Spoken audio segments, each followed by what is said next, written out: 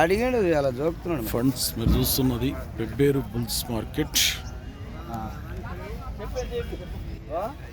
22,500.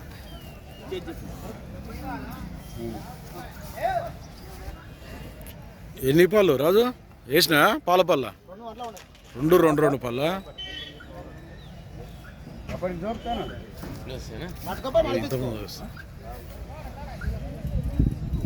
ఎంత చెప్తున్నా